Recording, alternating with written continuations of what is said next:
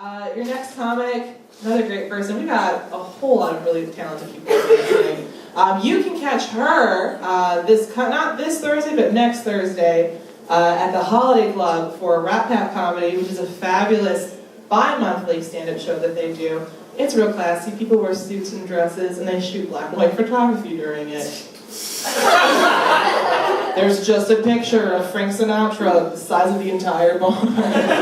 It's really great, and the Holiday Club's a beautiful space. So yeah, catch her Thursday the 14th, and get some clapping going. Make some noise for Casey Larwood.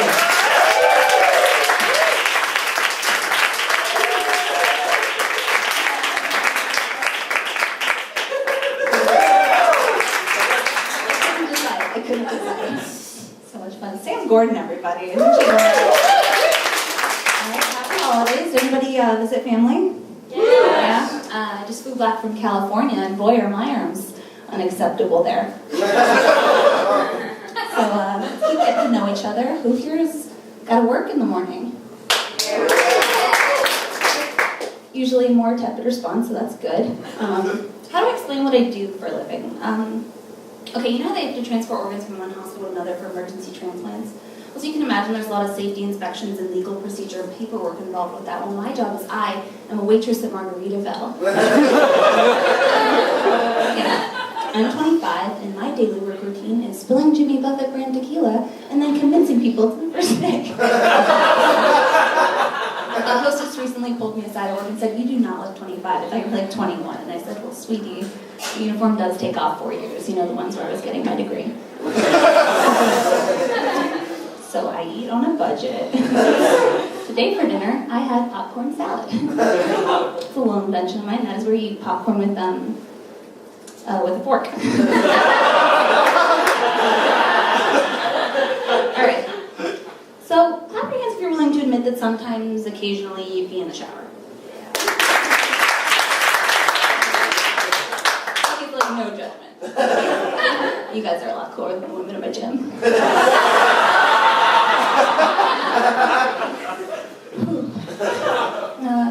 Anyone here ever been in like a horrible accident? They didn't realize how horrible it was until they were like at the hospital and the doctor was stitching. I'm sorry, let me start over. Who has children? No? Unlike Allison, I've had about 3 pregnancy scares in my life, and if you've met me, that's 3 too many. Just considering the fact that every single time that I've had sex, I've been sure to properly use a woman. Yeah. So I am gay, which would have been like a brave thing to say, but Shannon went first. And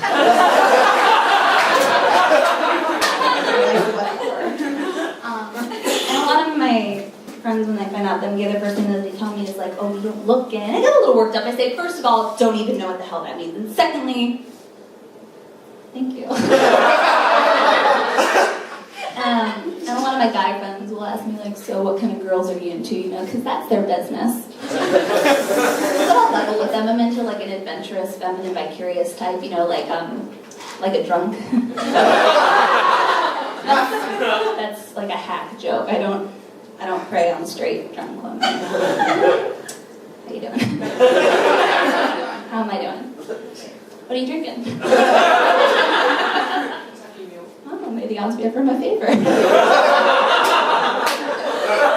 No, anytime I'm nice to my straight female friends, they think I'm trying to fuck them, and it sucks, you know, that they're on to me.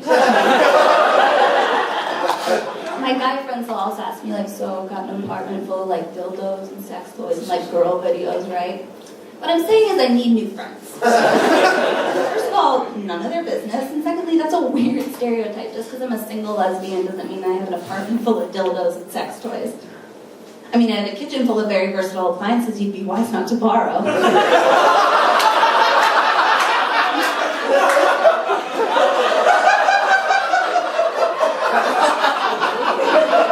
Toys, I'm like a fucking adult.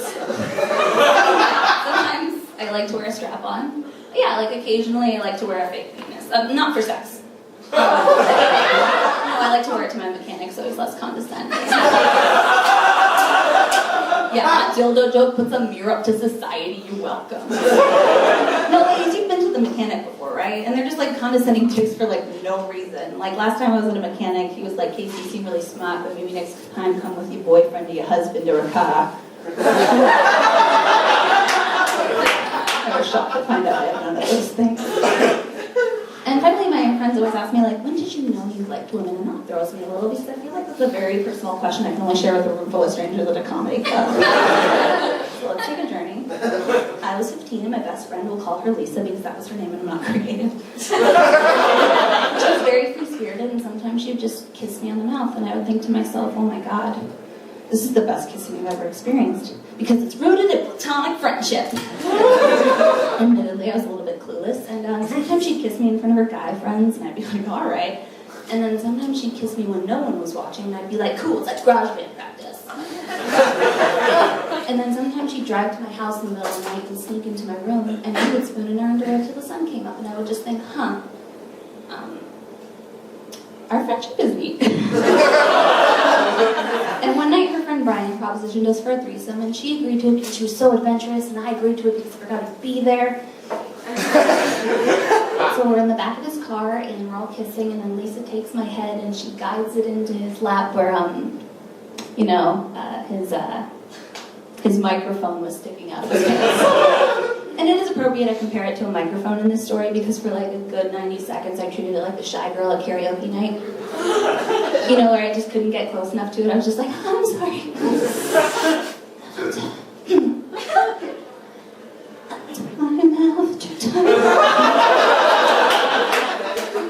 And in those 90 seconds I'm just looking at this thing going, why does this need to be here? Why does any girl want to be with any guy? Can't we all just get naked and rub our supple bodies together? If anything, I want to be sucking Lisa's dick. Oh my god, I'm gay.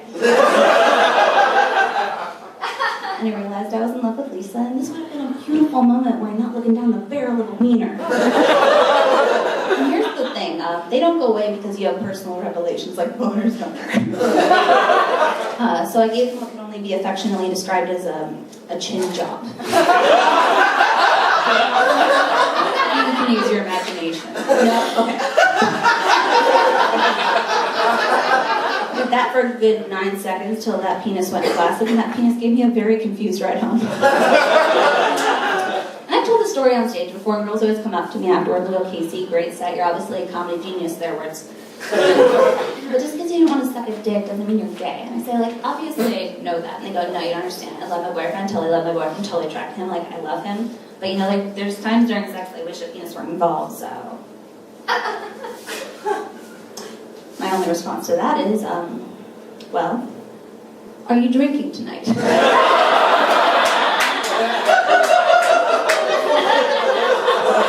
good, right? So, clap it up if you've ever dated someone better looking than you. And this year, I met a girl that was so beautiful that when I looked at her, it hurt my fucking feelings. You know, like I took her pretty as criticism. Like, when I met her, she was like, hi, and I was like, fuck you. Like, you just can't be fucking airbrushed. I didn't say any of that. I was too busy sucking in my personality. And she and I started dating, and one of the first things she told me was her first job was working as a Disney princess at Disney World. Wow. And I said, of course it was. And I mean, like, I know I'm not hideous, and I know, like, all women are beautiful, but can we agree that there are fucking levels? Like, she's Disney princess beautiful. I'm, like, sassy hooker in season 1 of Game of Thrones charming. Like, you see the fucking difference? Like, she's getting ready with woodland creatures in the morning. I'm jacking off Peter Dinklage telling me he's got the dwarf everywhere.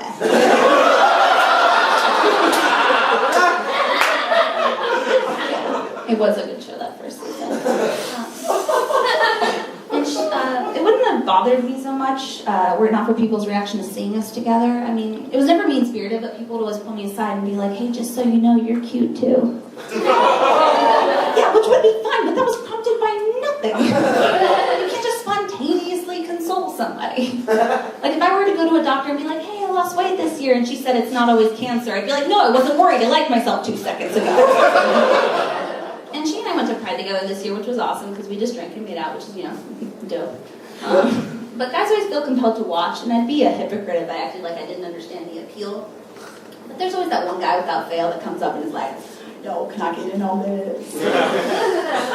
I'll make this face because I'm kidding, but I'm also sticking around because I'm not kidding.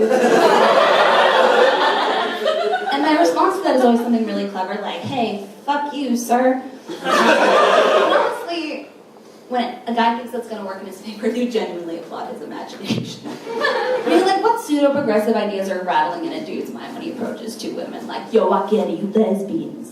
Yo, but I subscribe to Kinsey principles. And I believe that gender and sexuality are social constructs and tacitly very fluid concepts. Don't limit yourselves to a normative identity, ladies. Since 2015, y'all lesbians can be whatever I want you to be. Needless to say, she and I aren't together anymore, which is fine, because we just wanted different things. Like, I wanted kids, and she wanted me to stop looking at her phone when I was bored. I guess what we decided was my crippling insecurity about our varying levels of attractiveness led to hyper-invasive behavior. Not to mention the stress of the insecurity led me to binge drink coffee and alcohol until my skin and teeth matched in white yellowness. But you know what? If you can't handle me at my worst, yeah, no, that's fair. She broke up with me over the summer, and she already has another girlfriend. Spoiler alert, the new girlfriend's 19 and 20 pounds lighter than me. What a twist. And it might sound like I'm heartbroken and bitter, which is good because it means you're paying attention. But I'm okay, because I just tell myself every morning, don't cry because it's over. Smile, because you got a solid 4 minutes of material out of that bitch. Yeah. I'm gonna go get drunk and text her that I miss her. Bye, guys.